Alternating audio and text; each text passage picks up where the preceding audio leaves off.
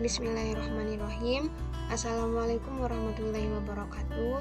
Selamat pagi anak-anak. Semoga kalian dalam keadaan sehat dan semangat untuk belajar ya. Pada kali ini kita akan belajar akidah akhlak kelas 7 bab 2 tentang sifat-sifat Allah Subhanahu wa taala.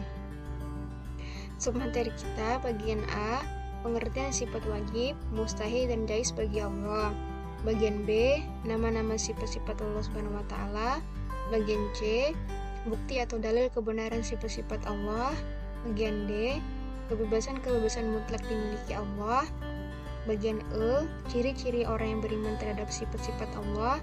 Dan bagian F, perilaku mengimani sifat-sifat Allah Subhanahu wa taala. Pengertian sifat wajib bagi Allah adalah sifat-sifat yang pasti dimiliki Allah yang sesuai dengan keagungannya sebagai pencipta alam seisinya. Sifat wajib bagi Allah berjumlah 20 yang terbagi ke dalam 4 kelompok, yaitu sifat nafsiyah, salbiyah, ma'ani, dan ma'nawiyah. Pengertian sifat mustahil Allah Subhanahu wa taala adalah sifat-sifat yang tidak pantas dan tidak mungkin ada pada Allah. Karena jika sifat-sifat mustahil tersebut ada atau dimiliki oleh Allah, maka sifat tersebut akan dapat melemahkan kebesaran dan kesempurnaan Allah Subhanahu wa taala. Pengertian sifat jaiz Allah Subhanahu wa taala yaitu kebebasan yang dimilikinya sebagai Tuhan semesta alam atau sifat yang boleh ada dan boleh tidak ada pada diri Allah Subhanahu wa taala.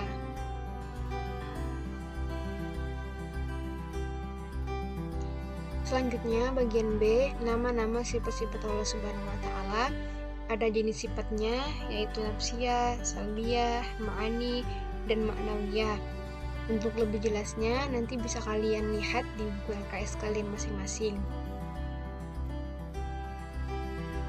Selanjutnya bagian C, ada sifat nafsiyah, bagian wujud, dalil akli dan dalil naklinya. Kemudian sifat salbiyah, bagian kidam, ada dalil akli dan dalil naklinya.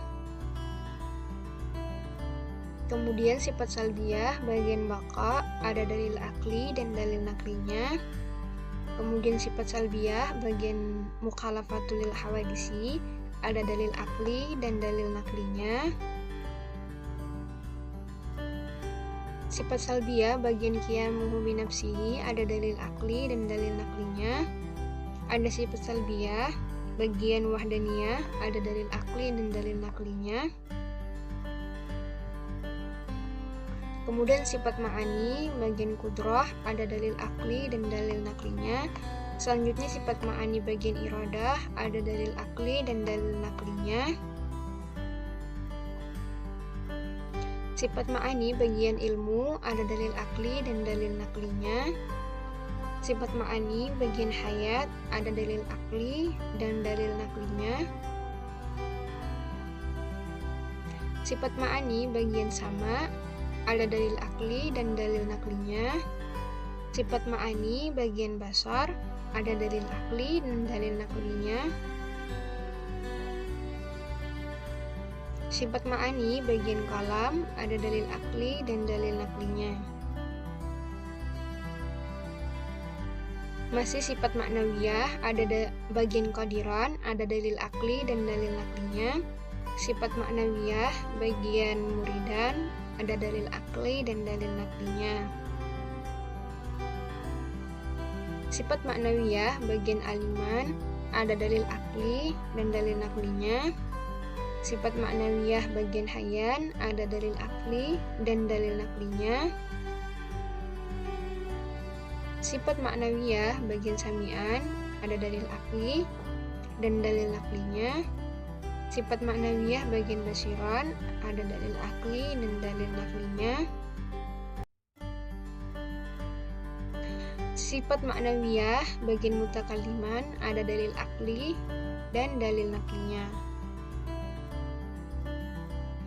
Bagian D, bukti kebenaran atau dalil sifat jaiz bagi Allah, yaitu kebebasan untuk mencipta atau tidak mencipta sesuatu, dan Tuhanmu menciptakan dan memilih apa yang Dia kehendaki. Selanjutnya, kebebasan mengatur makhluk sesuai yang dikehendaki. Katakanlah, wahai Tuhan yang mempunyai kerajaan, Engkau berikan kerajaan kepada orang yang Engkau kehendaki, dan Engkau cabut kerajaan dari orang yang Engkau kehendaki. Engkau muliakan orang yang engkau kehendaki, dan engkau hinakan orang yang engkau kehendaki. Di tangan engkaulah segala kebajikan. Sesungguhnya engkau maha kuasa atas segala sesuatu. Selanjutnya bagian E, ciri-ciri orang yang beriman terhadap sifat-sifat Allah. Yang pertama, selalu berlapang dada. Yang kedua, selalu bersyukur dalam segala hal. Yang ketiga, selalu berbuat kebaikan. Terakhir, bagian F, perilaku mengimani sifat-sifat Allah. Yang pertama, meyakini bahwa hanya Allah lah satu-satunya zat yang menguasai alam semesta ini. Kedua, menyembah Allah dan tidak menyekutukannya dengan selain Dia. Ketiga, tidak berprasangka buruk kepada Allah Subhanahu wa Ta'ala terhadap segala sesuatu yang terjadi.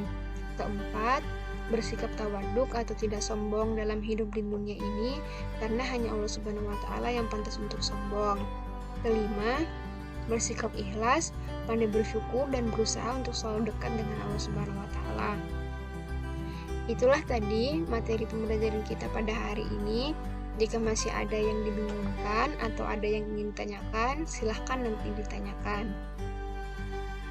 Ibu ucapkan terima kasih dan Ibu mohon maaf jikalau ada kesalahan dan kehilafan.